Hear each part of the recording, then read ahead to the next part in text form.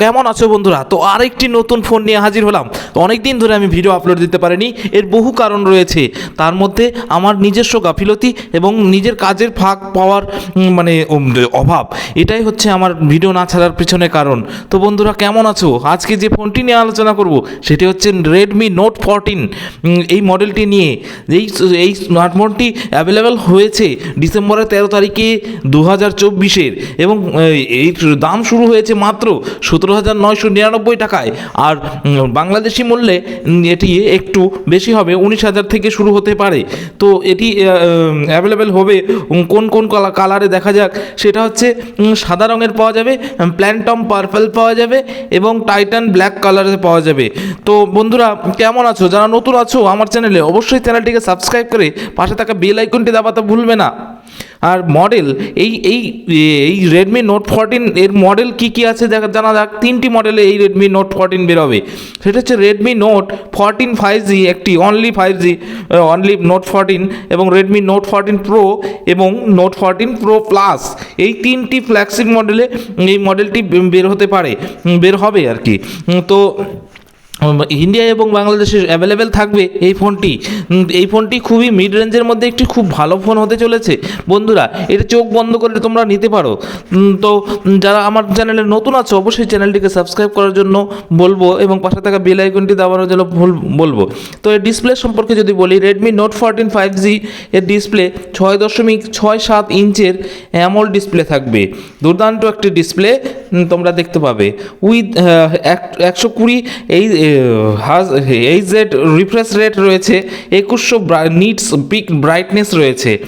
তো ব্রাইটনেসটা দেখো, 2100 মানে 2100 নিটস পিক ব্রাইটনেস, আর 120 হাজ রিফ্রেশ রেট রয়েছে। তো এই ফোনটি খুব ভালো ফোন হতে চলেছে, তোমরা নিঃসন্দেহে নিতে পারো। ফোনটি মাথা ঘুরিয়ে দেওয়ার মতো একটি ফোন।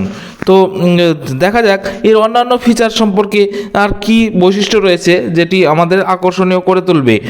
তো এরপরে যেটা আমি আলোচনা করব এই ফোনটি সম্পর্কে, সেটি হচ্ছে এর ক্যামেরা কেমন হতে চলেছে। আশা করি ক্যামেরা অনেক ভালোই হবে, দেখা যাক ক্যামেরাটা কেমন হয়।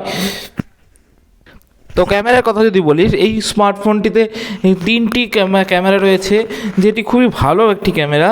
তো যেটা ইনক্লুড হয়েছে 50 মেগাপিক্সেল মেন ক্যামেরা দিয়ে, এবং 8 মেগাপিক্সেল আলট্রা ওয়াইড ক্যামেরা রয়েছে, এবং এর সাথে 2 মেগাপিক্সেলের ম্যাক্রো লেন্সও রয়েছে।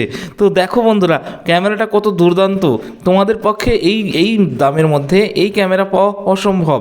তো আশা করি এই 50 মেগাপিক্সেল, এই রেডমির যে 50 মেগাপিক্সেল, সেটা অনেক দুর্দান্ত হয় এবং ভালো হয়।